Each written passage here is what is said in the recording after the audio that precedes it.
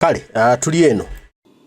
But we thought this would be the appropriate forum to have it so that we can agree on issues without involving the entire parliament. But as a committee, we should have answers. When you come, our guests, we appropriate, you go back, and the image we see, it doesn't spare the chairperson of the committee. I think he tried all his diplomacy, but he was being pulled into the issue to explain and why he's not calling a special meeting with you. So, Mr. Chairman, on those two aspects, I thought we should have some remarks so that we don't proceed business as usual. But last one, the UPDF, sir, and why we really wanted the CDF to be present is to bring to his attention the running away conduct and behavior of the UPDF. With me, Mr. Chairman, I beg to table, there is right now an ongoing operation in Remiaga where one Major Brigadier General Ashande is holding a campaign at Remiaga Playground. Tomorrow, there is the school, primary school of 600 pupils and the secondary of 500 people, students. The office of the president has advised him to postpone the event to a public holiday where school is not on, or to shift to another venue. But as I speak now, we have a letter from the office of the president, signed by the secretary, office of the president, has been defied. There is a letter of the RDC, Deputy RDC Sembabule, also guiding on the same, has been defied. The army has deployed from Kachiri at the venue and at Kasunga for this operation. As I speak now, trucks of soldiers were loaded. And what operation is that? To launch the so-called liberation of Remiaga. This is how they've called it. Launch invitation, Brigadier General, retired Rashande. So he's retired? Yes, but I hope hope it is. He's still, yes. Ah, okay. That one I agree. For Remiaga Liberation Party. But in spite of the guidances,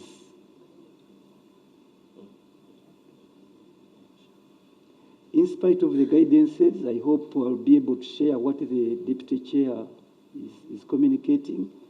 In spite of the guidances from the responsible officers, UPDF has been deployed at Remiaga Primary School and at Kasunga, at the venue to enforce what he has been told to desist from. Now that you have the deputy CDF, there is a blatant takeover from these events, Mr. Chairman. I beg to report that incident before the responsible officers. Forceful takeover. You say, don't interrupt the school calendar. You make a weekend, a Saturday, one day, or go. Instead of responding to that, he has deployed the army. So, what is happening to this country, Mr. Chairman? And the responsible officers have communicated the same, and I beg to table the same, Mr. Chairman. I beg to table the same for you and for the officers. Okay.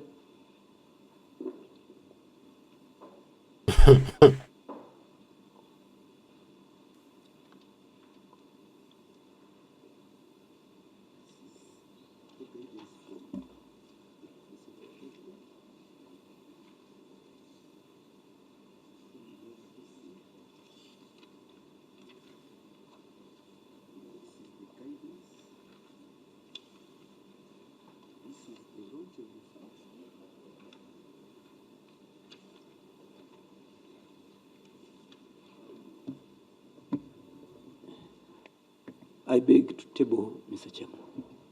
Thank you. Honorable Sechkubo, he has raised his legitimate concerns. Would you please look at these letters and please respond accordingly? Then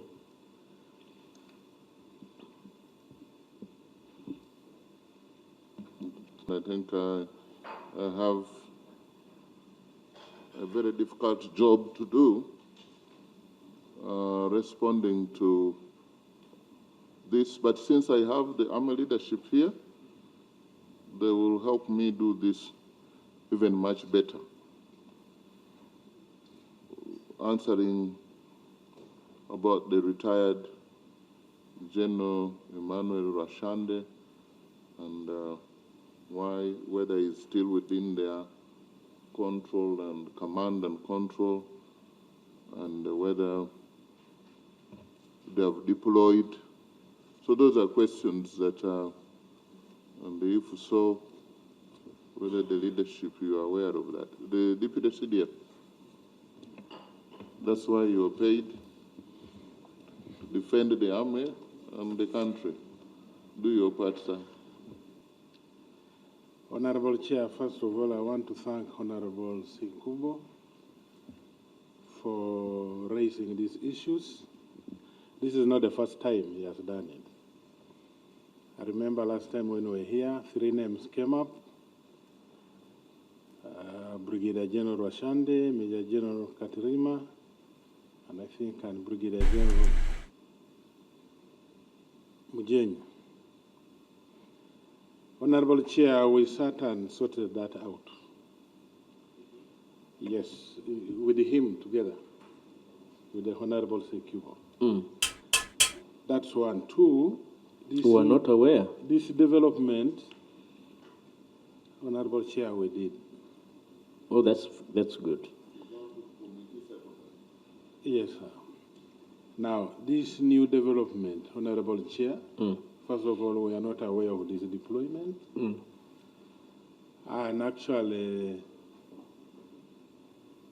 I am not aware, nobody is aware, because even the intelligence is not aware. Of any deployment? No. Now, what I'm aware of, the generals retire with escorts. Depending on the rank determines the number. But still the discretion of the general. If he says, I don't want any escort, we withdraw. But if he doesn't, then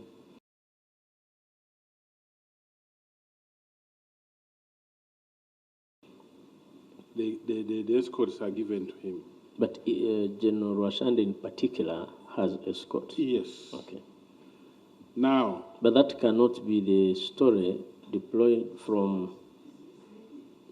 But I'm still submitting. Yes. He has escorts. Now, you have mentioned about 3 places where soldiers have been deployed.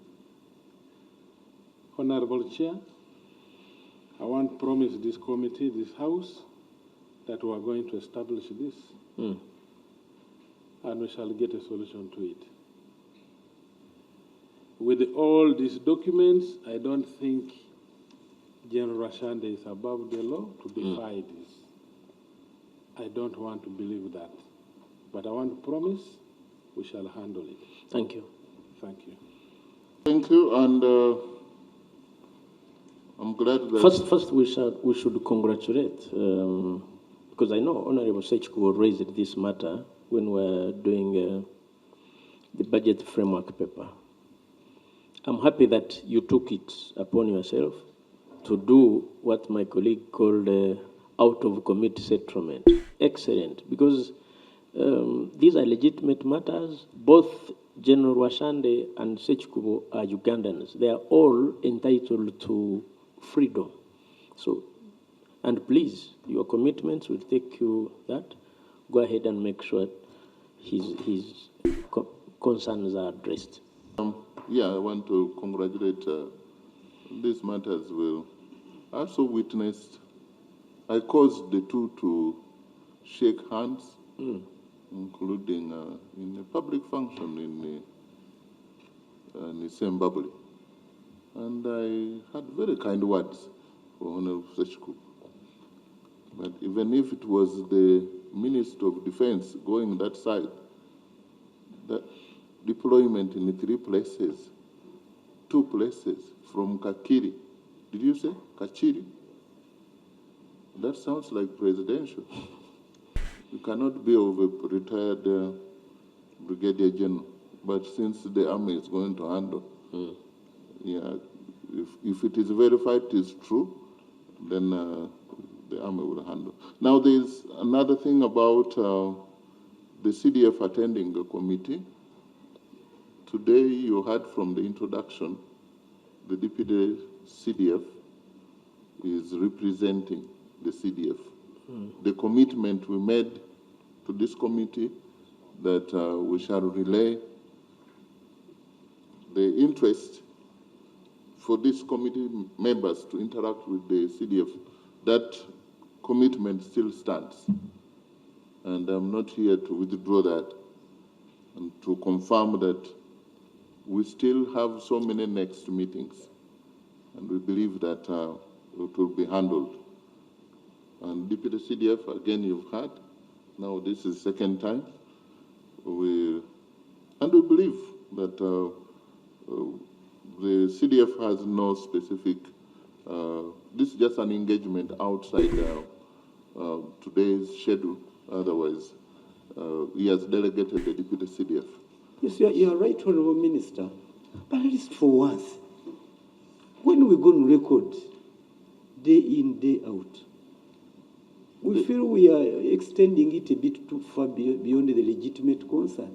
But we are interacting, and it should be. You can't have time, we see crossing even borders, addresses, meetings there, but you can't have time for your committee. 1 hour, one interaction. Is that being great? Honorable Chair. Are we demanding for too much? No, Honorable Sechikubo. That this committee, just like any other group of Ugandans, they love the CDF. And that keeps him very, very busy within Uganda and outside. This love should be handled well. Deputy CDF, make sure the CDF creates time for this committee. And secondly, about the Kawempe, is it Kawempe North or North by-election? I don't know what specific thing the Honorable Sechikubo wanted us to witnessed our own in uniform beating journalists, beating people. And the commander-in-chief came out to say that that was not instructed by an authority. And we are seeing, are there rogue elements putting on the uniform within the UPDF that we are pretending over? I want to ask the CDF, because me, I don't put on uniform. I stopped in A level. So you speak for those who put on uniform like you. Honorable Chair, allow me to take this opportunity to officially apologize to this committee. We are very sorry. We saw what happened. It was purely operational mistakes. Operational mistakes. Good. That is not our doctrine. But out of 1,000 people, there are those who cannot control emotional quotients. When you provoke somebody overreacts. That occurred out of provocation, but it didn't warrant that degree of reaction. We saw it, and we took action. People were arrested. A committee was constituted to investigate. As we speak, they are in jails, and the investigations are going on. And we shall punish them. There is no escape, no shortcuts. But once again, we apologize. Apology granted, but who provoked who? Just tell me that the natives, the Ugandans, the people of Kawempe North really did that. Sisikiriza nno abantu be Kawempe basokaasoka basosonkereza baprovokinga aba UPD aba Jati. They never provoked them. No one provoked anyone. People were just going for the rally and they were beaten on their way. Now what happens if you find somebody has blocked the way, is not allowing you to go, yet you are going for the rally? You are in the campaign, you're going to campaign, and somebody is telling you, don't go, stop here. Then what? And when I try to ask you a question, why are you stopping me? Then they beat you. Is that provocation? That's what they call provocation? Bro, they talking of provocated. They were this was a provocation. They provocated it. Provocated chitufu. Baba soka. Ushtegede. Baba pika we. Baba letro obusungu. How can you get angry out of nowhere? I'm going on my way. Then you tell me don't go, stop here. Then I ask you why. For you, are you not mandatory to be asked questions why? If you tell me stop there, I stop. Go back, I go back. No, please, doesn't work like that. Even if you are putting on a uniform, I'm the one buying that uniform. The gun you are holding, I'm the one who buys it. Bro, it is mandatory for me, your boss, to ask you a question. Why are you stopping me? Why are you telling me to go back? And you must give me a reason, a reasonable reason. Am I clear? A reasonable reason. If you give me a reasonable reason, then we decide whether I go or I go back. Start getting a reasonable reason. But if there is no a reasonable reason, it's not mandatory that I must follow why you're telling me to do, bro. You might be wrong, and I'm the right guy, bro, and you are telling me to do wrong. Shit, I can't do that. Tukiriza okwetonda kwamwe ne muleko gamu baba twali abasoka ensi yonna yabiraba. Mwaga muyimirire tumugenda. Then ne babuuza lwaki tetugenda, embooko n'etandika. From nowhere. I think we congratulate you on that. I can tell you, as a committee, we congratulate you on that. Thank you. That reinforces the understanding that this 11th Parliament and the Committee of Defense and Internal Affairs has, that the mighty UPDF is professional to the hilt and carries that and a jewel both at home and outside. Please keep it up. Okay. Make sure it comes to a conclusive end so that it's not repeated. Thank you. Can we move? Chair, I want to just being honest. That is what the country has been waiting for. And it is our prayer that it eventually comes to a logical conclusion. Let us keep the name of UPDF like it has been. Thank you very much. And we pray that justice be done. Wonderful. Honorable colleague joined us first. Responsibility. Now that the Deputy CDF has, in his wisdom and being a patriotic Ugandan, stated that those were operational mistakes, I think when they sit in their cabinet, they should actually advise fellow ministers not to mislead Ugandans and say what happened in Kawembe was not actually torture, but someone just saw an antenna. A minister says an antenna. It wasn't a stick, but they were carrying antenna. Those were antennas. So I think to help this country, we should also behave the way the Deputy CDF has behaved. People who hold the responsible offices should speak responsibly. Thank you. That has been put to rest. Honorable Chair and honorable members, we want to thank you for the opportunity to invite the Ministry of Defense and Veteran Affairs with allied institutions, NEC and Uganda Air Cargo, to make appearance today and respond to issues that were raised by this great committee that we call home and our own Committee on Defense and Internal Affairs. And to do this job today, present the ministerial policy statement for 2025-2026. I've come with a team of experts, of office holders, responsible people, including seeing a deputy CDF in uniform apologizing. This is a unique, a general, 3-star general apologizing.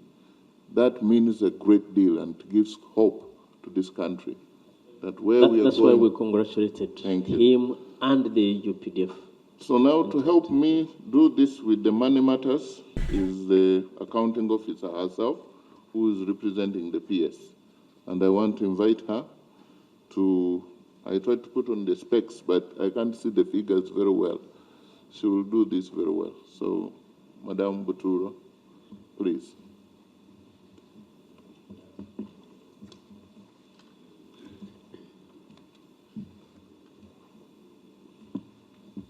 Billion 927,759,011, and the breakdown is shown in the table below.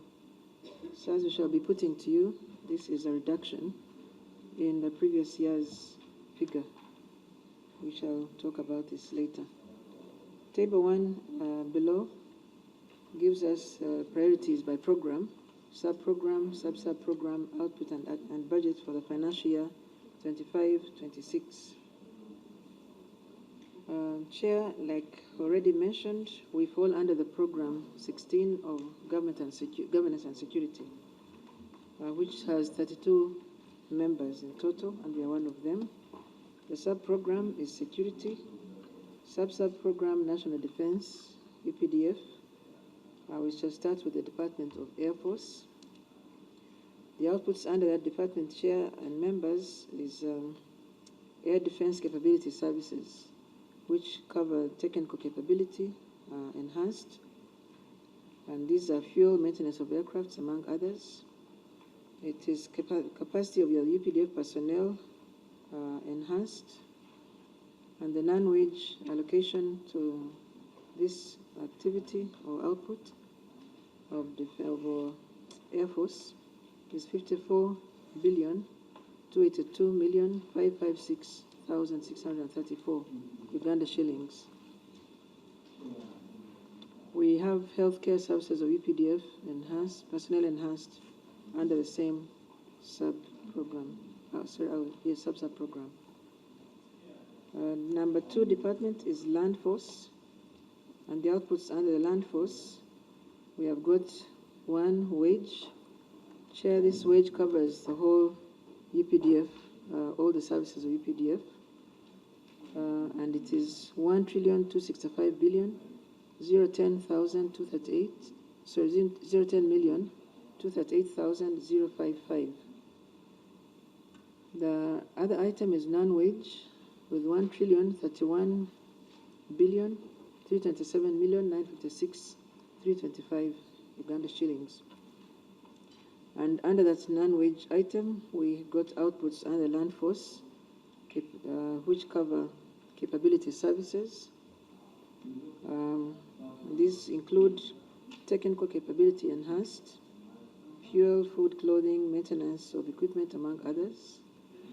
We have the capacity of UPDF personnel enhanced, and these include recruitment and training. We've got healthcare services of UPDF and personnel enhanced. Formal education to the children of UPDF personnel enhanced. Economic empowerment for UPDF families enhanced. These are the outputs under that sub-program, land force. The third chair and members is policy planning and support services. Department is finance and administration. This is basically headquarters that supports the core mandate of UPDF. The welfare items there include wage, and wage has an allocation of 1,844,011,473. Non-wage, 291,652,708,833 Uganda shillings, and this covers management and administrative services coordinated, including arrears. And under this chair, we have pensions, gratuity, and backlog cases. We've got financial management systems, planning, budgeting, and M&E reports developed. We've got laws and policies that are developed and reviewed, rehabilitation and integration services, and DVA, Veteran Affairs. The budget activities of the UPDF enhanced. We shall also explain this, Chair. We have another output of capital development. This cuts across but is housed here under capital, the capital budget. Capital development covers retooling of the Ministry of Defense and Veteran Affairs, classified equipment, defense infrastructure improved. And the budget allocated to this, Chair and members, is 1,773,085,756,230. Chair, another output under the vote 531,461, slightly lower than what we saw in the previous financial year, Chair. Chair and the members, 011. As to the vote, Chair, we are reporting that there's a slight change in P, because in between then and now, we got an increase of 21 billion shillings towards pension and gratuity, which has raised the figure by that amount. And we want to commend the Ministry of Finance and Government for that increment, including this very good committee, Chair. So issue number 2 is requiring us to clarify whether there's been an increase in the budget ceilings for the vote, and if adjustments align with priorities outlined in the Ministerial Policy Statement for financial year 25-26. Our response, Chair, is that the budget has increased by 21.08 billion shillings, as I already mentioned, towards pension and gratuity. However, the budget also came down by Uganda shillings 100 billion under the classified budget. This is less than what we had in the previous financial year. Uganda shillings 5.41 billion for arrears is also registered as a decrease, and 1.5 billion shillings for awesome, and resulting in a net reduction of Uganda shillings 85.85 billion, Chair. The table below is a breakdown of this figure by item. Under wage, Honorable Chair and members, we have a comparison there in the first 2 columns, showing the wage of financial year 24-25 being 1,266,854,249.52 trillion, the same as the current financial year. So there's a 0 variance on wage. We have on policy planning and support services, financial year 24-25 was allocated 270 billion 568,680,567, while the approved budget for 25-26 is 291 billion 652,708,833, with a positive variance of 21 billion shillings 84,208,266, and this is towards pension and gratuity, as already mentioned. So, land force also presents a 0 variance. There's no difference between what we got last year and 25-26, same as Air Force. Capital, there's a variance of 100 billion shillings on the classified item. This includes other capital capital allocations, but the reduction was on the classified budget, 100 billion shillings, reducing the allocation 25-26 to 1,773,000,000 085756230. Arrears, Chair, there's no allocation as yet from the Ministry of Finance. We are saying as yet because sometimes when we are fortunate, by the time the budget is read, we have this figure. So for now, we do not have any allocation. And the variance is negative 5,407,523,195. Awesome has got an allocation of 253,250 million, and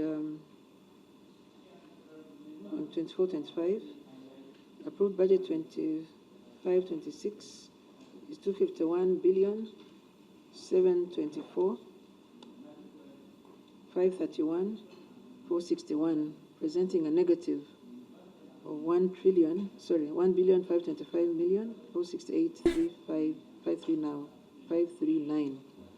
The remark there we have is this is due to the drawdown that is ongoing.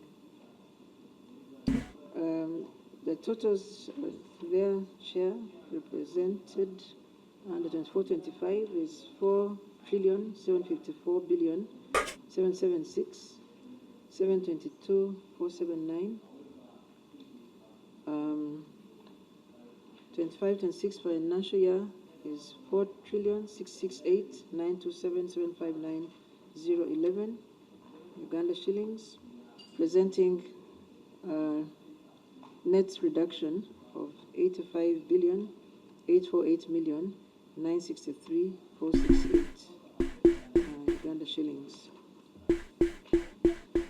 Chair is saying that whereas the ministry has been allocated this 4.6 trillion for financial year 25-26, there are still a number of unfunded and underfunded items as shown in the table below. And we request, Chair, that focus be given to this item by this August committee, because that is where our real issues are. So table 2, Chair, is showing is a breakdown of in thematic areas and also by item. One is welfare.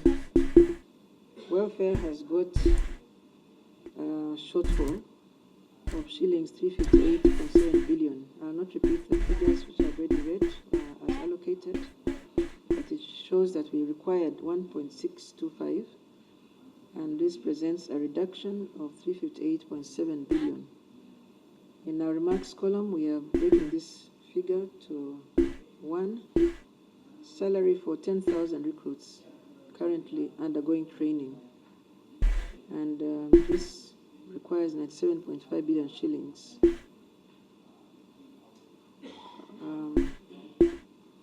Enhancement of professional pay, 31.3 billion shillings. There's a promotion effect, Uganda shillings 14.96 billion. Salary enhancement for lower cadre, this is a work in progress still, Chair, because we are tending towards the target, which we are not really there yet. Our total requirement will have been 800 billion and 856 billion.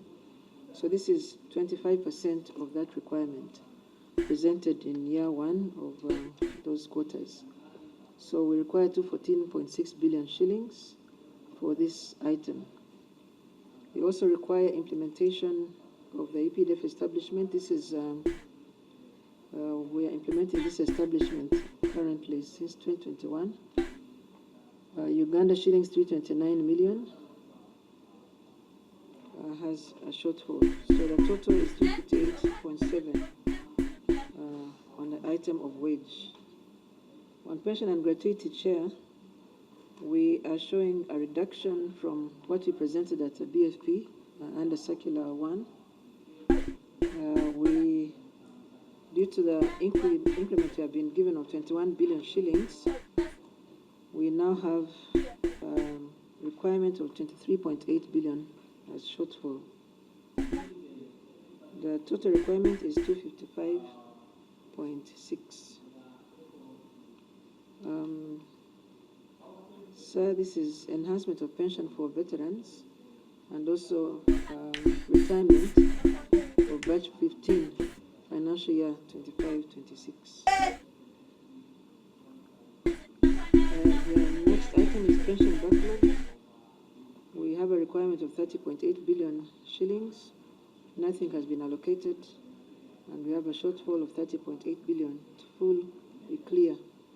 to clear pension and gratuity backlog arrears in 25-26. The other theme is medical. Under medical, we have treatment expenses, a requirement of 69.9 billion with a shortfall of 25.4 billion. And this arises from increased strength. We already reported we are recruiting more numbers, and also shortfall on medical supplies. Medical equipment chair, we have a requirement of 55.7 billion shillings. Only 0.6 billion was allocated, and there's a shortfall of 55.1 billion. Chair, you visited us and the Honorable Committee, and this presentation was made then. We did not want to come out very openly that day, and we requested that you, and thank you for understanding us, but we thought you should bring it here, that you have got a shortfall on equipment for that hospital, which is a contractual obligation. Equipment has been supplied and continues to be supplied under various contracts, but no payment of this equivalent is going to be made unless this budget is provided. We also have a requirement for health facilities in various services, divisions, and formations, and this is going to become more prominent, Chair, as the referral hospital takes shape. The third one under medical is the capitalization of the referral hospital. We require 39.8 billion shillings, which with no allocation as yet, for operationalizing the hospital. This will include drugs and sundries, utilities, maintenance costs, salaries, and administrative costs. And so, as you heard, we are launching 1st of May, the hospital starts running. Defense Forces Shop is another item, Chair, and it requires 20 billion shillings. Only 8 billion has been allocated, leaving a shortfall of 12 billion. This capitalization of Defense Forces Shop is to improve the welfare of troops and providing more essential items and increase outlets.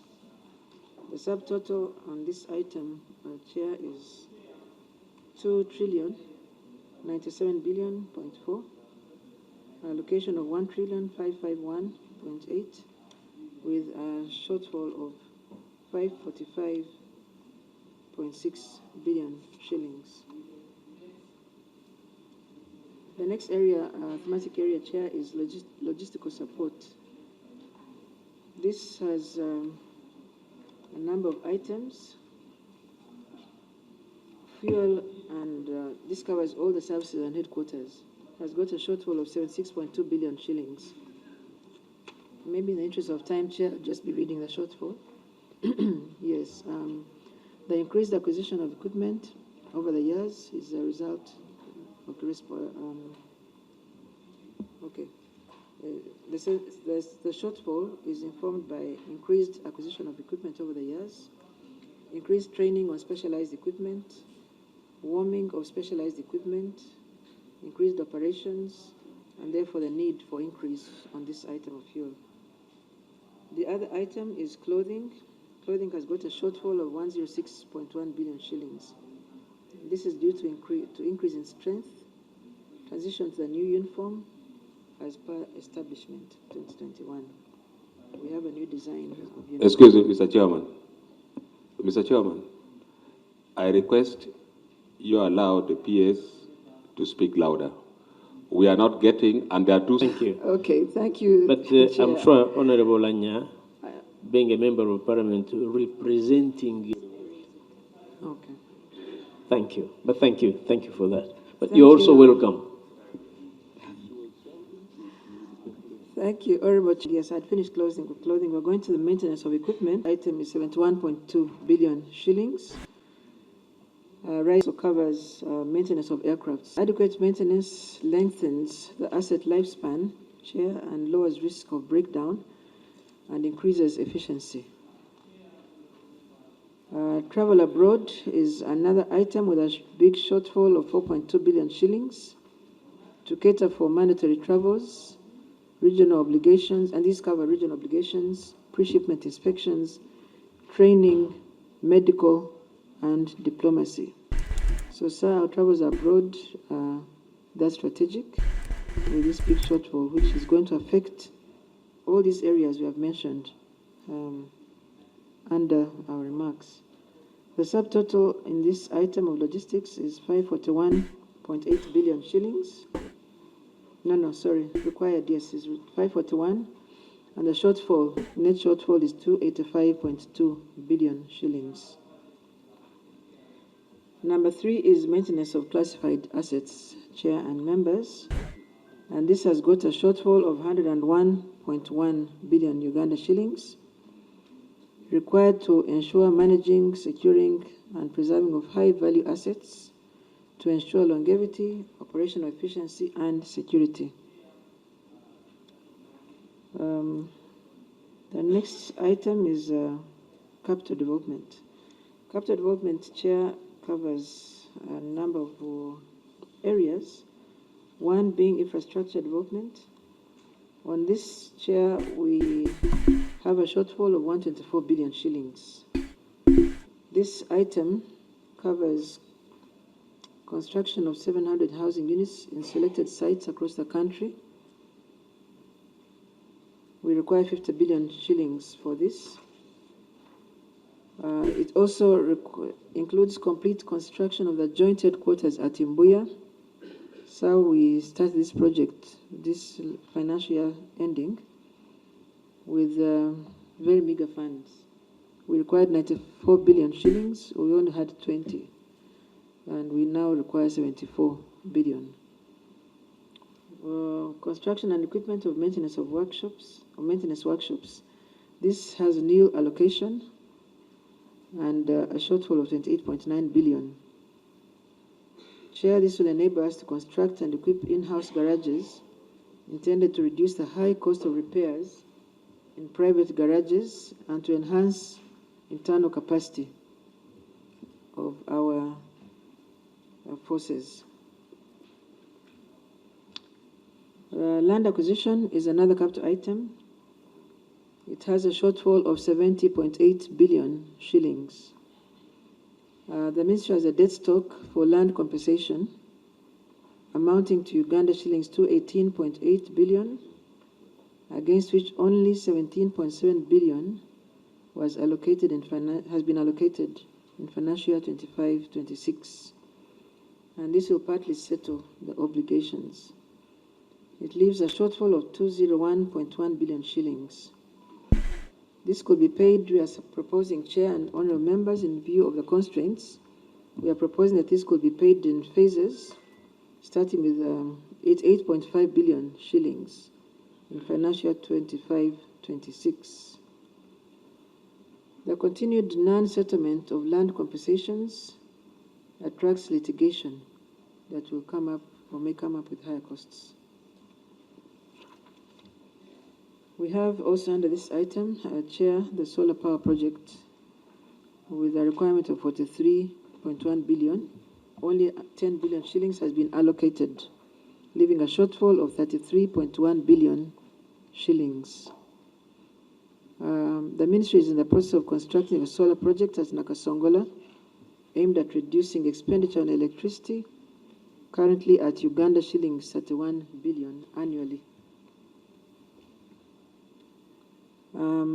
Item E is UPDF-owned water supply sources, and this is 11.5 billion.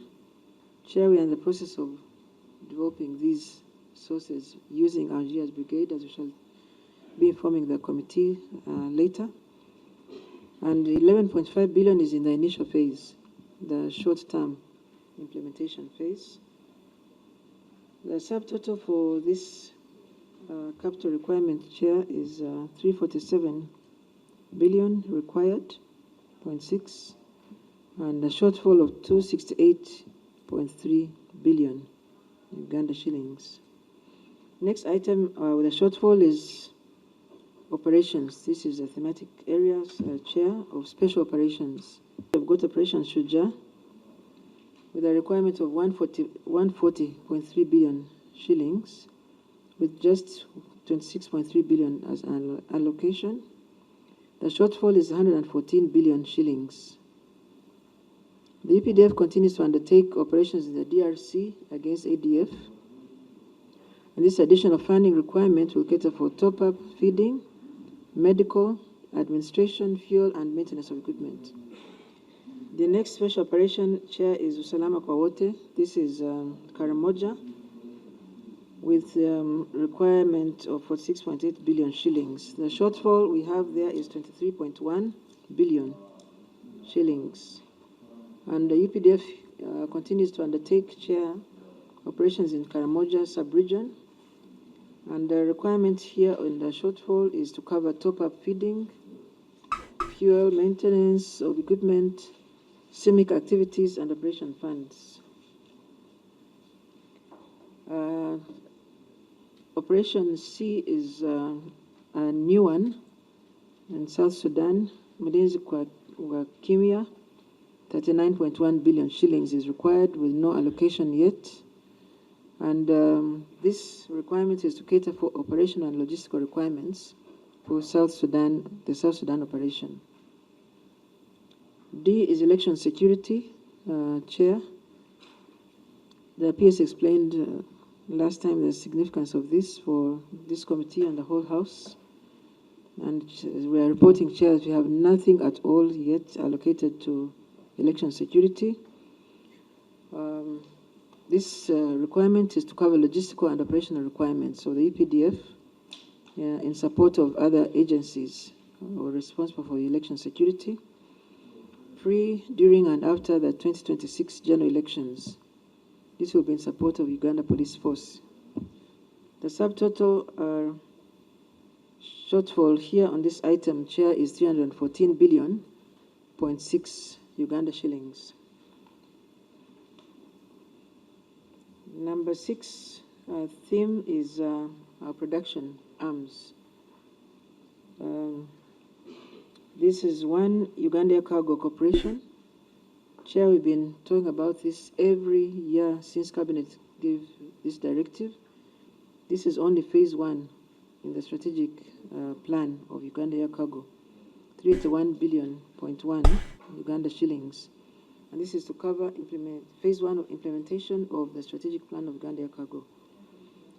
Number B is National Enterprise Corporation with a shortfall of 6.1 billion shillings to address research and development under Luero Industries and the shortfall on the headquarters of NEC. Number C under this is equipment for food and feed program. The food and feeds program, Chair, is a national program where we're tasked to contribute towards food security. We have no allocation, unfortunately, although we have been performing in this area. And the main allocation, Chair, is on equipment. You may recall, Chair, that this was a matter that Ministry of Agriculture and was supposed to cater for. We were told, go and start, the equipment is coming. It is now so many years down the road and there's no equipment. So it has had a toll on the budget of the Ministry of Defense and Veteran Affairs, but has also helped us, this program, to cater for feeding requirements for the forces. We shall also be talking about that achievement later. So the total here shortfall is 541.4 billion shillings, Honorable Chair and members. Under the theme Policy and Administration, Chair, we have got a number of items that with shortfalls. One is the management of veteran affairs, and like you said, sir, this is a very critical item for the welfare of our forces as they transit into back to civilian life. We have a shortfall of 19.2 billion shillings, and this is required to support veteran welfare programs across the country. We also have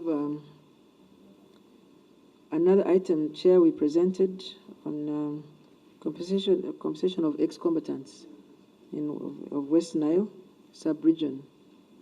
We require 21 billion shillings for this, and no allocation has been made. So I recall that we previously had 26 billion shillings as a requirement, but only 5 billion was allocated last financial year and paid, leaving 21 billion shillings as an outstanding requirement. This is a very serious program, Chair, and as we talk now, preparations are going on for the President to launch this program of rehabilitation of the 21 billion yet to be paid ex-combatants, basing on a commitment that was made at the launch by the Minister last year. We were very sure that we were going to have this money, and that commitment was taken very seriously by the people in West Nile. And we are preparing what they are calling a peace event, which is being launched on the 11th and 12th of April, a few days from now. So this budget, sir, has got a lot of expectation behind it with the undertakings by government. The other item under policy and administration is upgrade of our IRMI system, Integrated Resource Management Information System, which will also include logistics as a new item. Now, on this, Chair, we have no allocation, and the shortfall is 40 billion shillings. This is required to upgrade the IRMIS, the current system, and to also host the logistics and pension management functions.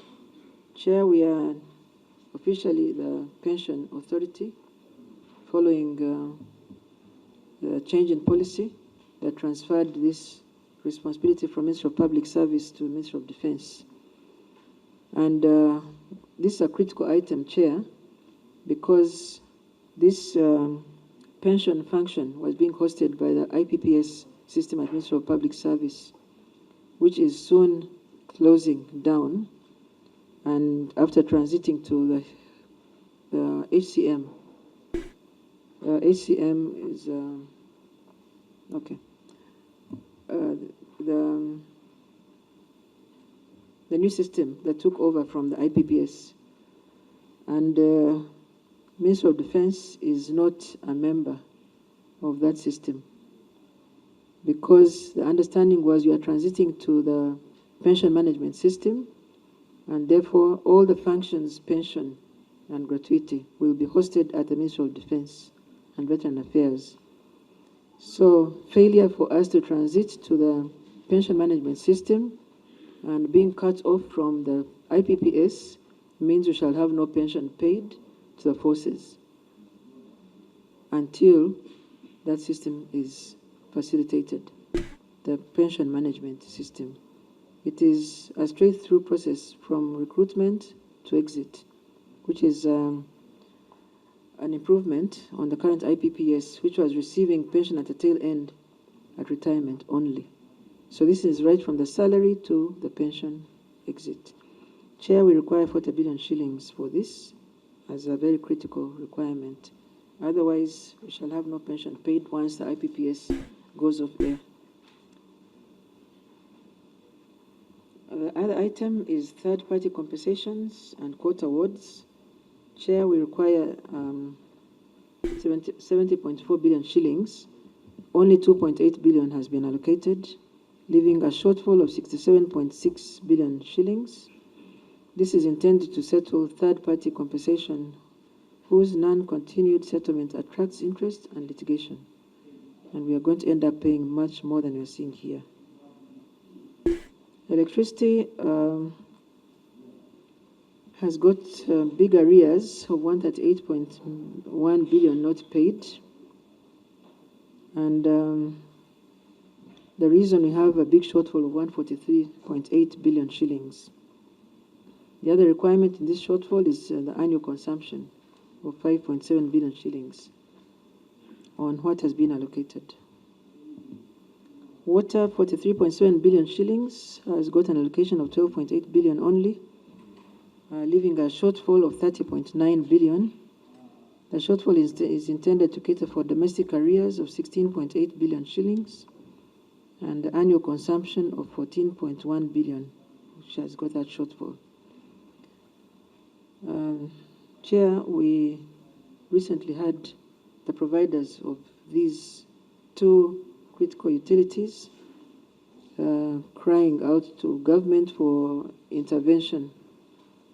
We are one of those people with very big shortfalls, and we pray that these arrears are paid, allocated to the ministry. The subtotal on this item, on this theme, Chair, is 322.5 billion shillings as the shortfall. So the grand total, covering all the thematic areas and the items up there, shows a net shortfall of 2,037.8 billion, 0.7, Chair, which is almost 50% of the allocation this year. And our prayer from my minister is that this is provided in the current in the financial year 25-26. Chair. Issue number 3. Chair. Mr. Chairman, then the unfunded priorities, Mr. Chairman. I think before we exhaust our energies on these, which are basically policy matters, if you would permit us to first interrogate this area, then we can move to the subventions, we can move to other items. I believe that once we really scrutinize this aspect, because it is touching, Mr. Chairman, with your permission, after this, then we can move to the other section, because this is where our beef really is as a committee. Well, thank you, Honorable Sechiko. I thought she's actually issues that they are all our matters. This is the Honorable Committee where she has to upload all her concerns, all her Honorable Sechiko. Edith, the rest, the questions that we put and the responses are there. So, stick to unfunded priorities and last year and the budget allocations. Allocations and unfunded priorities. Should I continue? Chair? Yep, please proceed, because the B of the issues paper. So we thought you could finish with this, and then with your permission, perhaps we go to and finish with issue 4. Issue 5. 5. 3 to 5. Yes. To clarify whether subventions received independent budgets. This is subventions as shown in the table below. And this is 9.354766001 for NEC. Uganda cargo is 8.466 by this amount. Okay. Yes. Maybe first get the figure and then. Good news is coming through the accounting officer. And we pray that more good news will be coming. Don't you think that is procedural right to allow the accounting officer to compile all the good news, to harmonize, because by the time we shall finish, we shall have received so many good news and we shall get lost in the process. Don't you think that you're right, Honorable Lanya. I'm sure the technical team is handling that. Only that now item, and that's much better. So we can now have a total per yes. Yeah, then the grand total. And Honorable Keo's question whether it certainly affects the allocation total upwards. So it will be 4.6, either 7, not 6.6. But we need, eh? Oh, great. Okay. So I think, do you want us to allow you some time to... Chair. We have technical people. Who are handling adding that? up, but I Okay, took interest okay. in the comment by Honorable Anyang. So how long should you wait, Chair? Good, yes. Seems the committee has some interest In fact, in this committee the prophetic has, statement. this committee has more is always coming. been very generous to you. Yes, Honorable, very well. Yes, very, and they we continue appreciate. to be. Yes. They are all committed to making sure you are stronger, but you never get excited. I'm too excited, and that other comment has made me even more excited. Thank you. Okay. So we're waiting for more. Mr. Chairman, because we are reading through increased responsibilities, but with a further reduction from the last financial year, a further reduction of 85.5, yet there are increased responsibilities. We're wondering how is she going to juggle between that? But now, having come in the good news, We spare her. Mr. Chairman, should I rest my spears now? Please, for time keep being? them. Keep spears far away from you. Okay, we Okay, thank you. And I thought she would, there's something, it's very important. If we invest in something, what are you going to save? You may not generate NTR, but save. With your permission. Honorable Chair, I Let's, just wanted the veterans. Actually, the business model, for example, you would say if the Minister of Defense gave the agriculture arm about 15 billion, they would save, would produce food equivalent to this amount, and it would save defense, the money it is investing in food, to this amount. That is what we want. That agriculture, we inject 20 billion in you in Nakasongola to produce grain, which eventually you sell here. That would convince Minister of Finance to give more money. It would also Think be about good it. budgeting. Thank you. Honorable Sechi? On page have 1,266 billion, 854 million, 249,528 in the last financial year, Mr. Chairman. And now the approved budget is the same amount, 1,266,000,000, the same amount. And yet, once you go on page 9, you are seeing that we have recruited 10,000 recruits. Mr. Chairman, wage salary is a right, and this is not provided for. How do you intend to go about this? Why did we recruit in the first place if we didn't provide the budget allocation? I don't know whether this one also is covered under the good news. But you see, we can't now deliberate the way we had intended to, because we do not know exactly where the good news will land us. But by this, Mr. Chairman, with your permission, it is something we can't gloss over. It's a statutory obligation. It is. You have no And way. once you have the approved budget, how do you intend to go about this, Madam Accounting Officer and Honorable Minister? And now that you're on page 9, I had noted enhancement of professional pay. This has been scientists, i.e. engineers, doctors, even if they are at the rank of Lieutenant General. Because the policy that this parliament passed, government, is that scientists' pay should be enhanced. This will also attract, it also attracts more caliber to the ranks. Yes, I heard you didn't carry any lower rank. They were saluting us.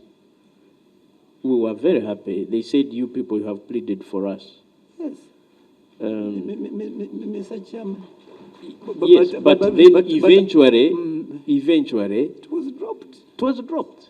Mr. Chairman, if you look at that item, 214.6 billion. Billion. You are not even promising us So they would think we promised to be Bianswa. Mr. Chairman. Yes. You've made and the members is very factual. There is no easy way of going about this, and we are very grateful for the support that this committee has accorded us as a ministry. And we still hope the new circular that has been given out, they are stopping us from doing what I'm about to do, that we ask you to continue helping us. That is in breach, but this committee has all the mandate within you started, we gave hope, this committee gave hope to the lower cadres of the UPDF, and in fact to all the forces and services, prisons, and there's that increment.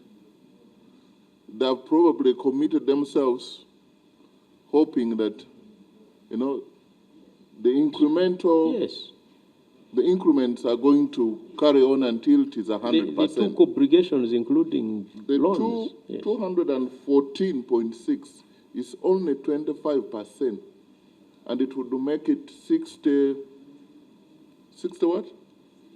63%. We have not reached 100%. So this first item, the reason it is first item here, welfare, it means everything to those very lower cadres of the UPDF.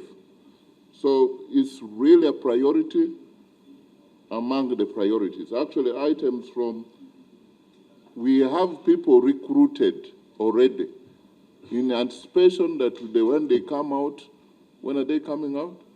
In a few months, they will get salary. We don't have their salary. That is Honorable Sechku's concern. Yes, so we don't have their clothing. We don't have their food. It makes it very bad for us to come before Parliament and we say this. But where else can we say it? It's only here. So we would be glad for any possible interventions.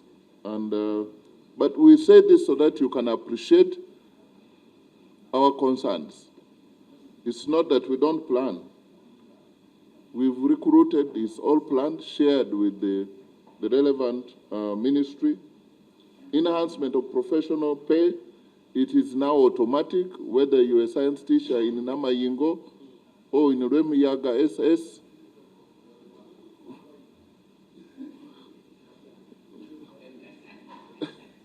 Yes, either in Yorua, it is all, and that applies to all who serve in public service, civil service. So the soldiers should not be paid any less. But Honorable Minister, the only best news that I want to hear is not whether you have acquired Sukhoi 57, which is necessary, by the way. It's a strategic facility asset. But it is whether his pay has been enhanced.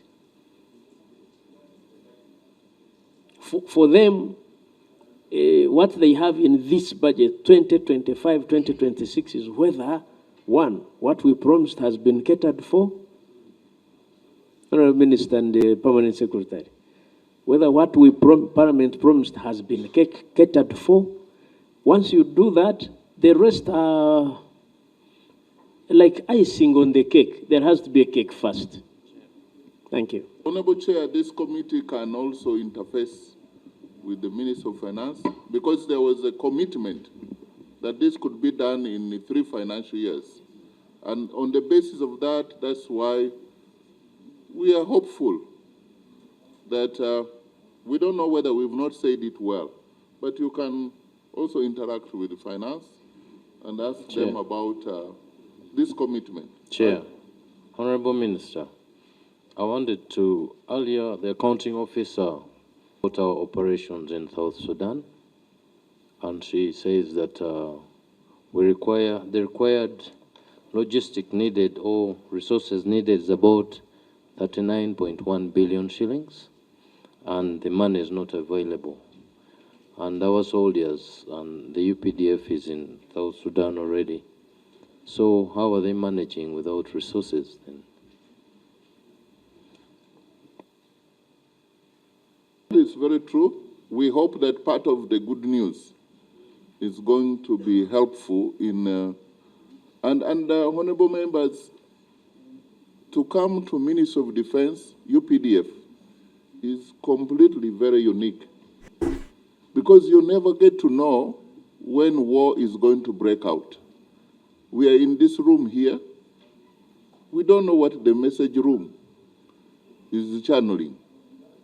So planning strictly, it becomes a problem. So we never envisage that there will be a time we shall go to help in our neighborhood. So we need your understanding.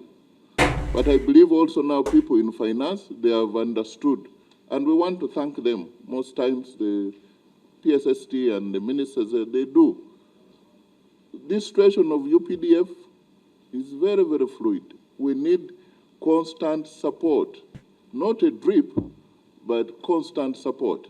Excuse me, Mr. Chairman. Mr. Chairman, Honorable Lanya. what the deputy asked, now the deployment is done. The UPDF are already in South Sudan. And from here you are saying we don't have money, about 39 billion, to cater for those people. What the committee want to find out is, where are you getting the extra resources? Since they are now in South Sudan, and the operation is already on. Where are you getting the resources from to maintain our soldiers in South Sudan, the operation in South Sudan? First of all, Honorable Chair, allow me to thank Honorable Olanya. He's the immediate neighbor to the Republic of South Sudan. And he supported fervently. And he's the one who spoke for everyone in the House, because he knows what it means to be to a neighboring country which is not stable. I want to thank you for that. UPDF is very creative. They could have carried their small food rations, but we thank the Minister of Finance that right now 60 billion has been sent and 39.1 will be covered. We will be able to cover the operation in South Sudan. That is now good news. Yeah, that's good the news. concern of honorable colleagues is that while the UPDF is at home, they are very well catered for. We need them to even shine while they are away, so that they can keep us safe home and away. That advice and observation is well noted. Thank you. Chair, Honorable. in Rwanda, in Congo, indeed, UPDF had no budget at that time when they deploying. And they came to this committee during a supplementary, we gave them money. But then this goes back, takes me back to the issue which we're handling, the issue of the boys who have been recruited, are being trained, and there is no money. And the minister here has said UPDF is very creative. In business, Chair, even if you had a very nice computer, you had a very good desk, but human resources is the most important. Even when you say you have bought Sukhois, you have trained these officers, but if you do not pay these officers, I can assure you that even what you have sent them to do in the South Sudan, they may not give you the results that you require. So as the UPDF, which is very creative, we want also to beseech and want to commit that as a committee, we are going to do our part. However, if you also feel you are creative and you can look through somewhere to ensure that these boys are paid, then do so that we can have a UPDF which is not demoralized in any campaign. But, Chair, we want also to request that the Minister of Finance, I think we should engage with them seriously on matters which are serious. If we are talking about a statutory obligation, why then should you not give money to pay these officers or any staffs in this country? Because you will not get results if you do not pay. We are here because we are sure that at the end of the month, we shall sign something and take home. But imagine these are officers who are not even paid very well, but you cannot even pay the little that they're supposed to get. So I think, Chair, like they have said, as a committee, we should be very serious on this, that the Ministry of Finance finds money to pay these officers. I thank you. Thank you, Honorable Sevi. And it still is still an emergency. But when you look at page 10, and you are saying medical equipment for the UPDF National Referral Hospital, it does not concur with your submission, because this hospital was begun a long time ago, and you knew that you would need equipment. I have ever been a deputy chair for health. When Minister of Health is planning to construct Health Center 3, it goes in tandem for the staff, for the equipment, and for the supplies. Now, this construction might have taken like 3 years or 2 years if it has been faster. Now you are here, you are saying you do not have this money. How did you plan? Because it has been a long time. For Sudan, we can agree. I've been looking at all these items, they are unfunded and the underfunded. Is it intentional for you to because very important issues not funded, very important items not, put, the money is not there. How do we, prioritize our issues? That is my major concern. Thank you, Honorable. Thank you. Yes, Honorable. Yes, I'll let him. A few concerns, and these are purely related to budget. One, there is a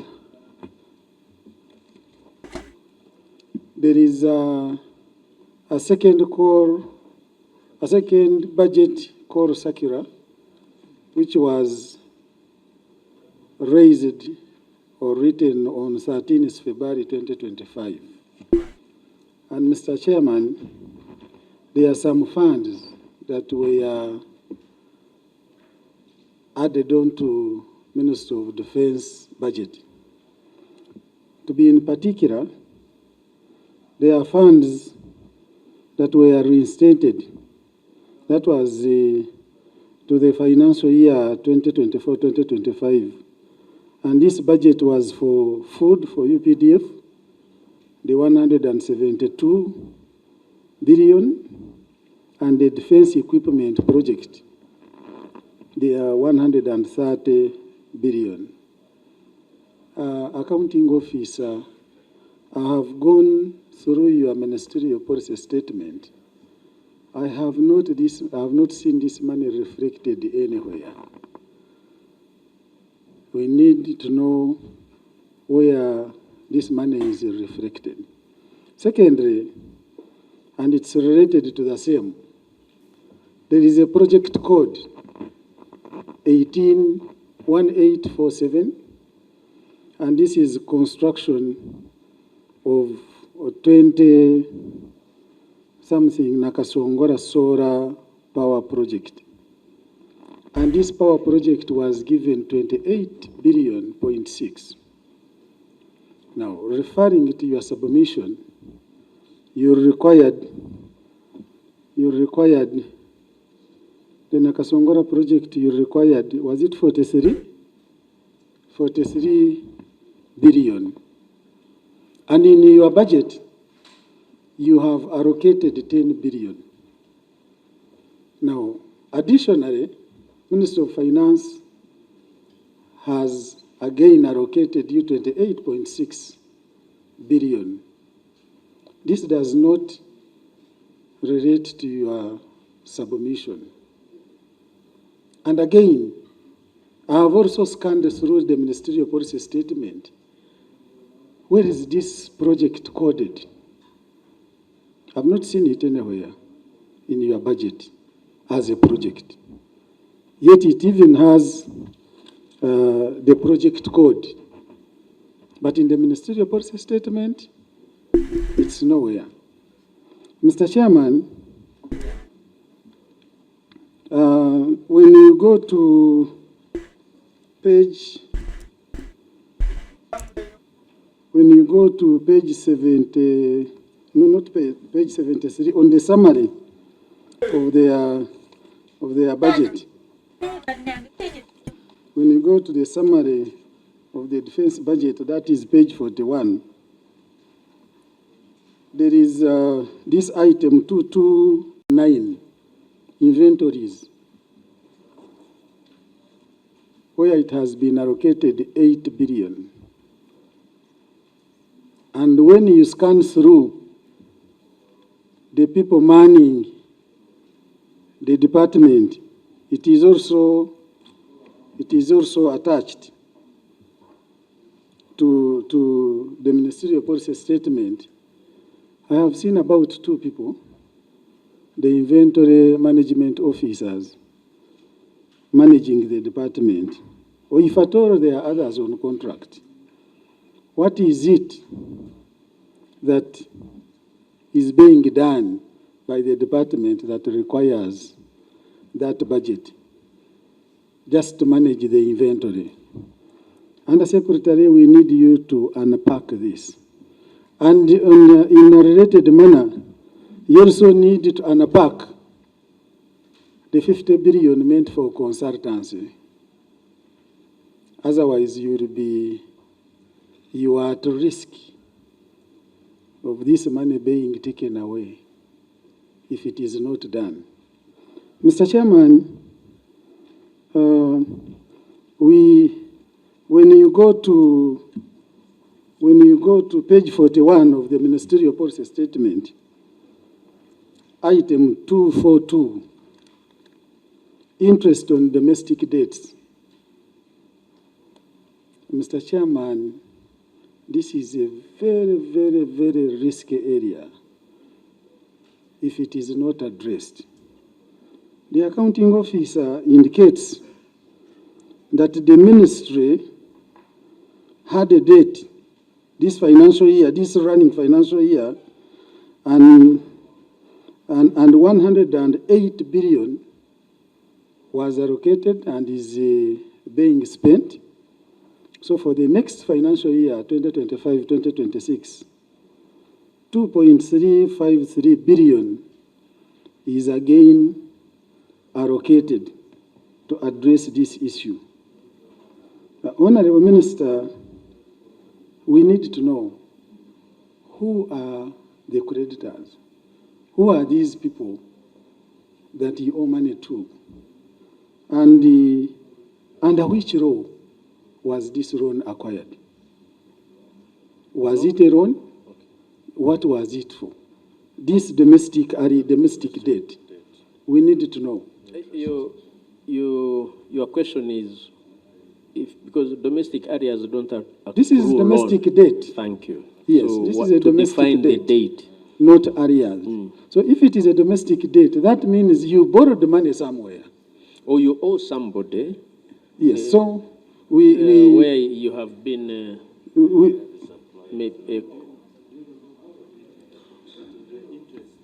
no way it attracts interest. Yeah, and you can imagine it is even interest.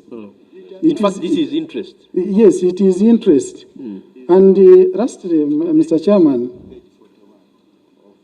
yes, Mr. Chairman, there is this project code 1867. This project was supposed to end 2 years ago. The permanent secretary came here and said it had been extended for another 1 year.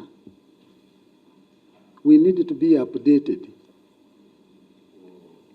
Is it endless extension or it is ending this next financial year? The project, when I talk of project code 1864, I think the accounting officer is aware of the project. And I'm not seeing any activity intended to empower veterans. You are talking of veterans. The other time you talked of distributing seedlings, some small beehives. Those are not real projects intended to empower veterans. Mr. Chairman, they required 21.6, and they are only given 2.4. I wonder what kind of project that they can really implement. And you know, we agree that each one of us, especially from my left, they are potential veterans. So thank you, Mr. Chairman. And Mr. Chairman, the 21 billion that is allocated for pension, is it clearing the case backlog? Is it clearing the West Nile ex-combatants? Where is it? Because we have around 30 for case backlog. I think 30.8 for the case backlog. So you need to clarify this. Okay, thank you. Thank you so much, Mr. Chairman. Thank you. Two more, and then you respond. Honorable Museveni. 30.8 billion. And nothing is provided in that pension backlog. Okay. Chair, these are people who serve this nation. Some have died. Others are still working. Now I consider enhancing the pension. B, there is the enhancement of pension for veterans retirement in financial 2025. But nothing is provided to clear. At least, even if we don't clear, but you provide some money for these people. Everywhere, you find people who are still claiming their pension. But you find that now here, I am wondering how they prioritize. Why is it that at least they also give them some money? You find they bother us even in our constituencies. You find people who are falling under this docket, but we have no answer to tell. So I would request, if it was possible, they be. Unfortunately, Honourable Minister, the law has delayed, because those would be one of the questions put to rest by the new amendment of the UPDF Act. So you will, but yes? That is my question, Chair. Thank you. Honourable Olanya, then I come to you. Thank you, Mr. Chairman. Mr. Chairman, on page 15, the accounting officer is talking of election security of 138.4 billion as far as election is concerned. Mr. Chairman, I would like to find out. I thought the responsibility of election is for the Electoral Commission and the police to provide security. But now, I would like to know what this money is meant for exactly as far as the election is concerned. Thank you, okay. Because it's not in for UPDF. Our UPDF, their roles are quite different from involving themselves in the election. So I pray that this money should continue to be under shortfalls so that our election is not disorganized too much. Number two, Mr. Chairman. Yes. Under the arrears, we have our gallant sons and daughters who served in Somalia, and they are ever calling members of parliament. They are ever telling us that they work in Somalia, now they are back into the country, their money are not paid. So I would like to find out from the minister and the PS, all their complaints are, it's not about 3 years down the road. All those when they go, they come and they keep on complaining. Either complain that some months they are not paid. So can we really find out exactly the plan for the ministry in clearing our combatants who serve outside the country? And three, about the new uniform on page 11. I have seen that you have put some budget and you are saying you are transitioning to the new uniform. And right now we have seen UPDF has so many different types of uniforms. And which one again do you want to go to? Maybe you can demonstrate and illustrate for us the color see. When they say new, yes, which one is new? No, they are saying they are Okay, transiting to the new uniform again. So we would like to know the color you are transiting to. Okay. We have seen so many UPDF uniforms, others you are putting on. I've seen about three types now here in this house. So now, which one, Madam PS, do you want to go to? And then about the ex-combatants. Here, you are talking of the West Nile Bank Front. I would like to find out from the minister. Right now, we have the category of ex-combatants of the LRA. Those ones are ever meeting the president, they are ever meeting big people in government, they are ever complaining that they are not being catered for. What plan do you have? You mean those who were granted amnesty, right? Yeah, we have those who serve on LRA, Lord Registered Army. LRA. LRA. You mean N? L. LRA, Lord's Resistance Army. Okay. Of Joseph Kony, of Lakwena, and those ones. Honorable Minister, you are not a soldier, that's why you don't know. No. The UPD have already understood. So for you, if you don't know what LRA is... I think he means the Lord... I'm not a soldier, that's why I'm not understanding what a soldier is saying. Exactly, yeah. Yeah, you are not understanding. So ask the officers, let them explain to you. So we have those ones, the ex-combatants who served under the Lord's Registered Army and those Lakwena Army. And right now they are meeting government. But those are rebels. No. That's why I asked where those who were granted amnesty, right? Even the West Nile Bank Front, they were rebels. Yes. So yeah, big commanded. You mean those who were integrated? By Jerome, he was the commander. So those were integrated, recognized, yeah, then they will be catered for as UPDF. Some of them were integrated, but others are now home. Okay. So I would like to find out the plan of the UPDF for those people. Thank you. Thank you, Mr. Chair. Honorable Akoli. Thank you, Chair. Chair, I want to draw, and members, I want to draw your attention to. And on item C, and particularly, Chair, I'm seeking clarification on the naming and on the remarks. When you look at item C, it's called land acquisition. And they required 88.5 billion, 17.7 billion was provided. But Chair, the clarification I'm seeking is that when you go to the remarks, now the land acquisition, for me, in my understanding, is that you are acquiring new land. But when you go to the explanation, the Undersecretary is saying the Ministry has a debt stock for land compensation amounting to shillings 218.8 billion against which only 17.7 billion is allocated in the financial year 2025-2026 to partly settle the obligation. So the clarification I'm seeking, is this money for compensating the land which UPDF is already sitting on, or is for acquiring land?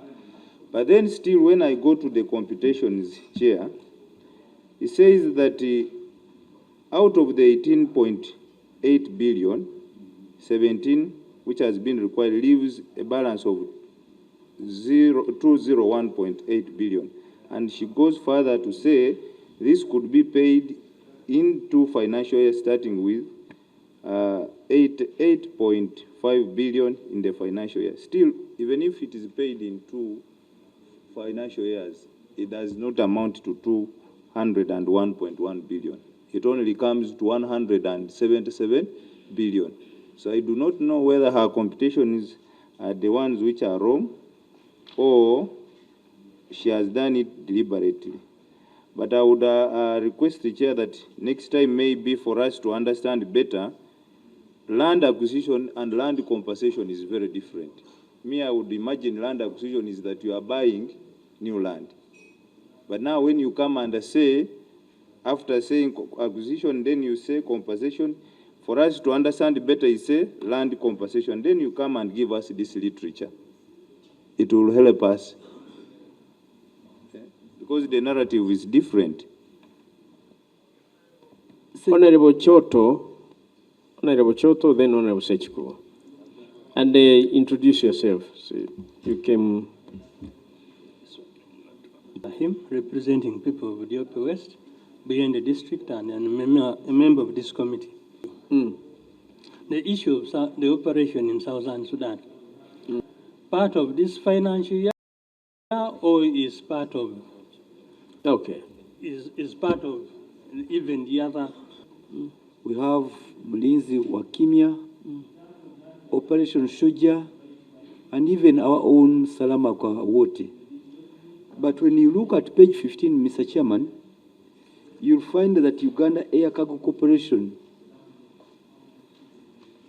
had zero allocation. And yet, once we have these increased operational areas, the only asset we can use and we can benefit from would be Uganda Air Cargo. Air cargo, because you need airlift capabilities. Why are we not putting money where it really would make much sense? Honorable Minister, why do you want air cargo on ground? On ground, and yet it is supposed to be air. And yet there is more increased operational requirements for this corporation. But we seem, and we are giving business to private. Yeah, to private companies. Competing with Uganda Air Cargo. Yes, we are undermining our own, which would be profitable at this point in time. But we seem not to be minding about it, as we even increase our responsibilities. Madam, Mr. Chairman, I would like to agree with the Honorable Olanya Gilbert on the election security money. We thought that once an election period is around, the UPDF is invited by the Uganda police. It is on the invitation of the Uganda police. Number two, they work in conjunction with the Electoral Commission. But for us to have a budget of 138 billion, yet we can't find money for the salary enhancement, Mr. Chairman, we shall be looking ugly, we members of this committee. And this is why I'm going back to that earlier position. Can we have something to present? Because it is agreed between you and this side, and including even the commander-in-chief. Where is the problem? But we are now looking for 138 for an election that is not the mandate of the UPDF. Mr. Chairman, I suspect this is the very money that you splash around in operations like that of Rwashandi. I'll stand with Honorable Gilbert Olanya to oppose this, and I'll oppose it. Because when you have money at your disposal, you end up going to areas that are not yours. You've not been invited by the Electoral Commission, not by police, and even if police was to invite you, you said you provide the budget, because this is their budget. And indeed, Mr. Chairman, Uganda Police has budgeted for these operations, electoral operations, and the Electoral Commission have catered for the same. So, Deputy CDF, how are you able to convince me that this is an innocent and patriotic activity you are undertaking? Which, when we see now, you are abusing this. You are abusing these resources. You are putting your personal interest in this, not the UPDF. Mr. Chairman, this is why I will be with Honorable Gilbert to request the entire big house to pray that it remains shortfall. Even if you smuggle something to eat, we shall condemn it and we shall pull it off. Because you don't seem to be. You made your point, yeah, Honorable Sechikuwa. Okay. And we know that the role of UPDF is to protect our borders from external, even during the time of elections.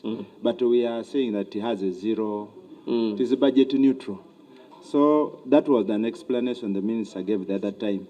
But Honorable Chair, I come back to the issue you raised on equipment for food and feed program. Actually, this is another cash cow that the UPDF would exploit if they could pump in, and they're saying it requires 154.3 billion. And This one would help to even alleviate the problem of food shortages and even the budget on the feeding program. I want them to exploit that, and next time when they come, they should have, like you requested for a business model, they should tell us how much, or if the one in charge of this department was around, the engineer, you could tell us here? really. Is that General Ola or? No, this is a feed. There's an engineer. That's not under NEC Agro. Actually, if you could be given this money, how much? Engineer Simon. Yes, that one would help us. Engineer Simon, where are you? Okay, but he should, he should develop a business model. Then also, Chair, when you come to the ministerial policy statement, this is page 46. I want clarity on this. There is special meals and drinks, and it has something like 200 and it has that amount in billions. Then welfare and entertainment, it has that amount. I want an explanation. Then my colleagues talked of consultants, but there is also here, there was also here professional services. Professional services, and it has 50 billion. You know, Chair, we must, as the committee, we must look for money. Maybe within this just budget. augment your point from accounting officer. The second budget call circular for 2024-2025 actually banned consultancies, says there has been sufficient expenditure and investment in building internal consultancies, capacity building. So his point, you have to comment vis-a-vis that. Why the budget call circular now hasn't commented? Because he already guided. So go on. Thank you very much, Chair. Because even when it comes to professional services, UPDF has been building capacity in terms of engineering, in terms of medical, in terms of research, R&D, and it has that huge amount. I want an explanation. Then interest on domestic debts. Yeah, actually, my colleague raised it, but it comes to something like 2.38 something. 200 huge figure. Comes to a very huge figure. I want an explanation. Thank you. Then on land, does this compensation, the money provided on land, does it include our SACCO land? And how have you rested our SACCO debt? No, that one was done during a supplementary. Thank you very much. Thank you, Honorable Keyo. Honorable Adenitwe, then we give a chance to... where we have a shortfall of 44.5 billion. Then when we go to page 12, we see medical expenses also on travel abroad. So I don't know why they are treated differently, because I thought they would all be, it would be under treatment expenses. Then the second issue is on Defense Forces shop, that the popular which is called army shop. I want to know whether goods which are there are sold and will generate NTR. Then the last one is on also on election security, because when I see this budget, of course they have not given the money, but what they are required is more than actually the budget of police is required for the election. So I was also of the view with my colleagues that actually this money should not be provided.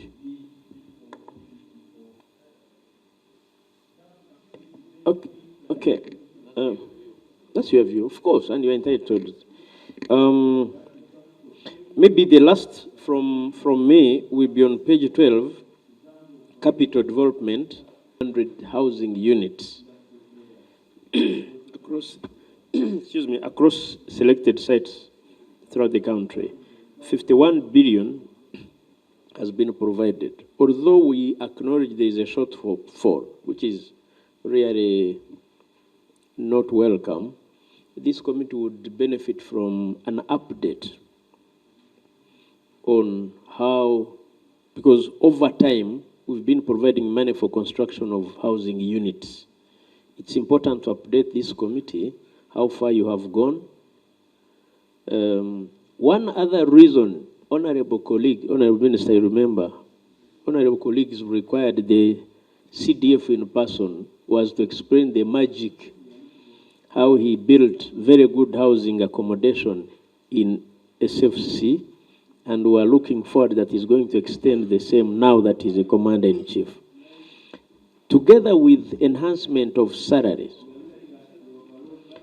I said CDF. You might have heard commander-in-chief. Yes. I said CDF. Yes, Mr. Chairman, on that point. Yes. Where is the CDF? No, that one was settled. But I was not yet here. Yes, but you are not here. But Mr. Chairman, he has never appeared here. No, we settled it. Really. How did you settle it? Don't take us back. Let's. Honorable Lanyan, you've been sure. The CDF is here. Yes. So, excuse me. So it's apart from increment, salary enhancement for lower ranks, together with decent housing, are a cornerstone for a motivated and professional army. So you will also brief us how far you have gone in construction of decent accommodation for our soldiers. Thank you. Over to you. Thank you. That's quite a myriad of questions. And I begin with election security. And I believe the Deputy CDF will speak about some of the specific things, including that one. I admit this is not the right time to talk about the role of the UPDF in election security. It's definitely not the right time, given the recent occurrences. But it's also a fact that we know that Uganda police alone is not able to secure election time, pre, during, and after. We all know how our elections are very emotive. If you get to meet Honorable Olanya in Amuru, where I've been with him, during election time, you don't think he is the one. He becomes wild. He becomes,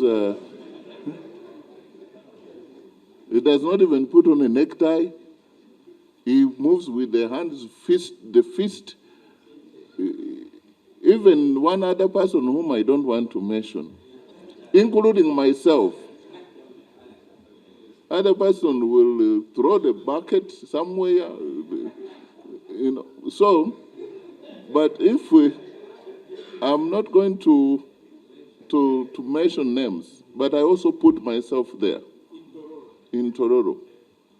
We turn to be something else. Just being sure that the Uganda People's Defense Forces is facilitated to take its constitutional mandate first to protect our borders, before, during, and after. Wrong people come during election time. But if it is in the wisdom of this committee that for once we need to conduct an election without the involvement of the UPDF, it will still be an election. The option is in your hands to say, let's do. Uganda police is enough. Our budget cannot be compared with the Uganda police because we are Uganda People's Defense Forces. We are beyond, both in the strength, the magnitude, and the mandate. We cannot be compared. And we are only on invitation. Now that you said this committee has processed the budget adequate enough for them to pass on the invitation, and they can also facilitate us, the CDF will make a comment. But the justification for the Uganda People's Defense Forces role in any election during, unless we are going to change, it is we, the players, who make it difficult for Uganda police. But I admit, from deep down my kidneys, if you want to say, I admit it is not the right time to make a case for Uganda Defense Forces to be involved in the election process. But deep down in our hearts, we know they make very significant contribution. But we have options. And when the money is not provided, we don't want to be blamed that why didn't you take your role? At least we've come here. And also, not the right time, because when a member of this committee has just tabled the concerns, it's not the right time, I believe, to make such a request, even if I were the one. So the rest of there are technical issues here, which I will ask the PS and the CDF, including but not limited to having payments for the returnees from Somalia. That one directly, the UPDF, CDF should be able to respond. Now, on the issue of Uganda air cargo, Cabinet agreed and endorsed that Uganda air cargo needs 381 billion to acquire a new cargo aircraft. Cabinet of the Republic of Uganda, shared by the Commander-in-Chief. I was there. Finance Minister was there. Sorry?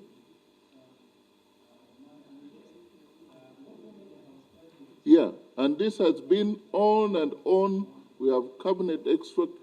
We put it here because it's our obligation to demonstrate to you that Uganda Air Cargo would do better if they had a new, brand new aircraft. And I agree with Honorable Sechkubo, in his analysis that this would make us make a lot of money. We're involved in missions, whether Somalia or within Africa, besides other cargo business. And it's mandated. This parliament enacted a law for Uganda Air Cargo. So it is, you are given a mandate without the money. Then you don't do much. And that's why you see General Akara is more humble than a three-star general. No, the honorable colleague's concern, Honorable Minister, is that while all others are priorities, it never be, we never see that urgency within, and when I say you, you know what I mean. Yes. That Uganda Air Cargo is in air. Yet, Operation Suja, Operation Mlinzi wa Kimia, even Somalia all those operations demand airlift services. That's what. And I agree with him. Yes. Entirely. I would change the other side and speak the same way. But even from this side, I agree with you.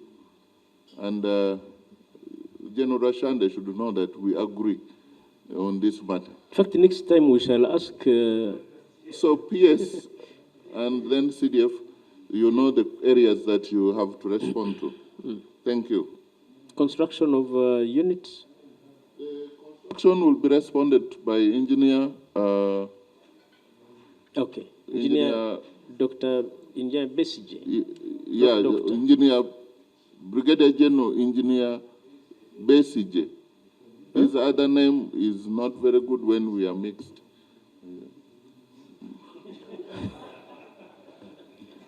I hope you don't mean Besije. Please, CDF. Thank you very much, Honorable Chair. Honorable Chair, and members, there is no election in Uganda where police has never invited us. We are always invited, but we don't use police resources. This one must be clear. Whenever we are invited, we don't use police resources. We use our own. That is requirement number one. Requirement number two, the type of deployment we carry out during elections is very unique. Honorable Chair, we are the first people to initiate the deployment of 18 soldiers per sub-county. And that is done during the elections. Now, when you compute that, we may not cover all the sub-counties of Uganda, but at least we cover 75%. That requires additional resources. The third point, during elections, the UPF concentrates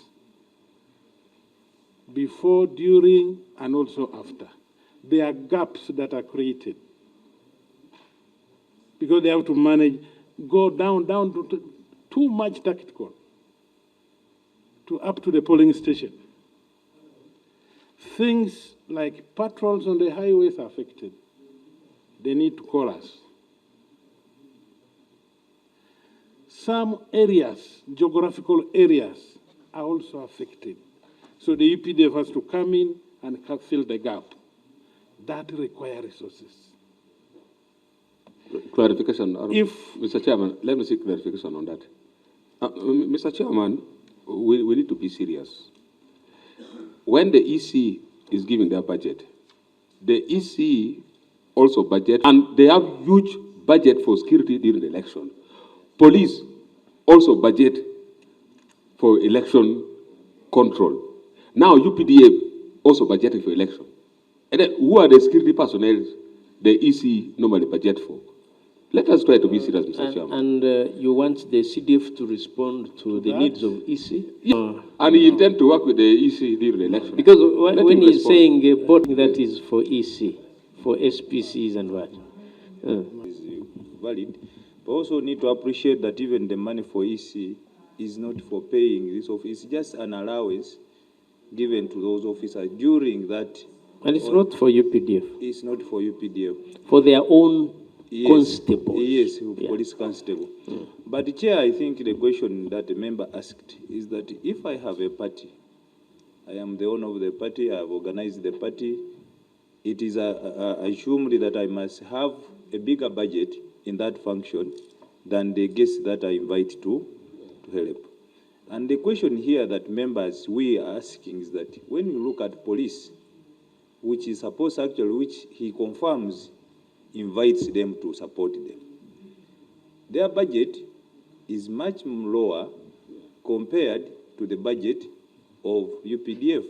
And the question would be, which other special activities is UPDF going to carry that are more than for police? That's what we just want the clarification. That is it, like border security, yes, highway patrols. I think he's explaining. And no, Chair, just to conclude, in the near future, I think, Chair, this is a committee that is mandated to support all our agencies, and we are ever ready. For us to avoid all this, this shows that the police has no 100% capacity to manage elections. Therefore, police, Uganda police, should in the future, of course, we have elections after every 5 years. 5 years. So we should look for a way of 100% supporting Uganda police so that they can carry out their mandate fully. Good proposal. So that we can do away with such questions. Good proposal. That's entirely up to us. Okay. CDF? Thank you very much, Honor, that we have acknowledged that the elections in Uganda sometimes raise temperatures. The temperatures are very high, and now to cushion those temperatures, maybe it is not a subject for now, but as I've already explained, police gets a budget perfect, but when we're invited, we don't use a police budget. Unless we want to try something that we have not yet tested, that we remain in the barracks and police faces it alone. That one is not ours, it is not mine, it is not for UPDF. So, Honorable Chair, that's why we place that budget. And also one of the reasons when we say what is that special, I've already mentioned it. How many sub-counties are in this country? There are many. We don't go, we go to the police stations, but the police stations are far from the polling stations. So we have to distribute the soldiers. The numbers now, we attract large numbers of UPDF, so that from any nearest polling station, in case there is a problem, the response must be appropriate. Here, we are looking at appropriate response because of the temperatures we have during elections. That's why that figure was put. Then, on the issue of uniforms, Honorable Chair, this question came last time again.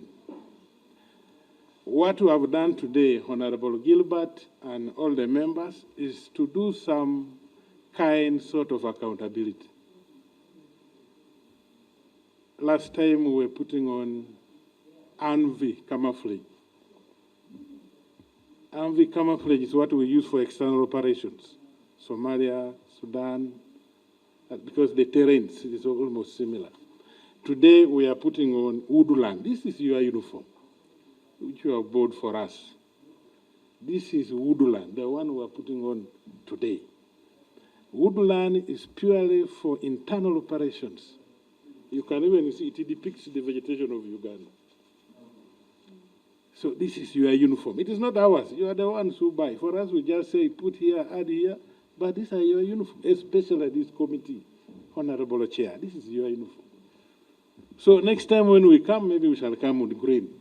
And I will explain as a chair of the dress committee in UPDF. AMVI for external operations, Woodland for internal operations. So we shall be doing this accountability each time we come here. Just allow us. Honorable Chair, the issue of payments. First of all, I think it is not true that we have soldiers who have stayed for 3 years without being paid. Those who have been in the mission in Somalia. No, that's not true. That is not true. The records we have, Yugabag 37, 38, 39, 40, have been cleared to zero balance. These issues were there, but we have harmonized with the African Union. All of them have been paid. All of them. Honorable Gilbert, that man disturbing you or that lady, you ask him or her, which Uganda Battle Group do you build? Were you? All the Uganda 37, 38, 39, 40 have been cleared to zero balance. Nobody is demanding. Uganda 41 and 42 are still in Somalia. If they are the ones disturbing you from the mission area, their money will be paid. So that one we have cleared. Chair, we appreciate sincerely, but we shall check with our constituents to get the exact position. And yes. Maybe, Honorable, this is augmenting yours. If such a cases are found, where should they report? in case of any complaint, we have With a regard desk. yes. All of them have my numbers. Those who have, because All you commanded them. complaints. One of the role of the deputy CDF Is to handle complaints. is to handle anything. I'm Inspector General of Defense Forces. Okay.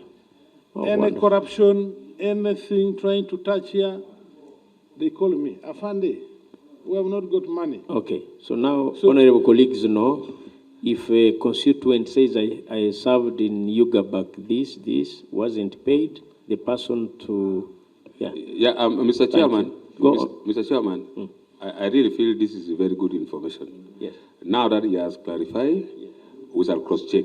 Thank you. Yeah, and then you need, if I get the call again, I will walk with him to your office. Please, Honorable, you are most welcome. Go on and conclude. Asante. Maybe CDF, if you haven't paid for the retired general disturbing Sechikubo, maybe you first hold on to paying him until after elections. Then, Honorable Chair, finally, the payment of the ex-combatants of LRA. This one, Honorable Chair, we need to consult the law. Right now, I don't have the answer. The ex-combatants of LRA, UPA, Fosso Botebak, there are quite many. Yeah, that one we need to consult the law. Right now, I have no position on that. But after consulting our people, they will guide accordingly. I have the answer. I thank you, sir. I have the answer for the sake of the institutional memory. Combatants, but we shall debate this when they, whether he has a false number, and but that will be when we are proposing the amendment. Yeah. Okay, Sid, if you are done. In 2019, the UPDF and Ministry of Defense carried out a feasibility study, detailed feasibility study, for construction of 30,000 houses in UPDF barracks. And this project was admitted in the public investment plan, costing 3.8 trillion. The whole idea was that the Ministry of Defense, using its budget, cannot have an impact. So the Ministry of Finance advised that we do it as a project so that they can fund it separately. So in the meantime, as we are waiting for that funding, our budget has been 16 billion per year. It is only that 2 years ago it was increased. Out of that 16 billion, we have managed to construct some houses for which some of them you saw in Ichigungu as follows. Runyo in Entebbe, 110 houses, 3-bedroom new houses. Chigungu also in Entebbe, 20 houses. Makajo in Mubende, 10 houses. Ruhenjere in Mbarara, 10 houses. Achoripi, that is for 5 div, 56 houses. Mburamezi, that is in Kanungu, for 2nd div, 60 houses. Matanye, that is in 3 div, 60 houses. Bondo, that is for 4 div, 60 houses. Mountain Division, the Kachomia near Semuliki National Park, 60 houses. Filidatirare, Nimasindi, 40 houses. Nakasongora, that is for the Air Force, the pilots, 120 houses. Then Changwari, for 1 div, 60 houses. We have also constructed 10 new brigade headquarters for the Land Forces Infantry, Land Forces brigades, and then training schools. Kabamba, Kaweta, and other training schools. Yes. If Sir Chair and this committee can increase the budget for housing, because these few houses, as you can see, is a small drop in the ocean when you look at the numbers of the soldiers who are not housed. So if I can get more funding, for example, if I can get like 100 billion per year, I would be able to increase on the stock, like if we can construct like even 2,000 houses per year.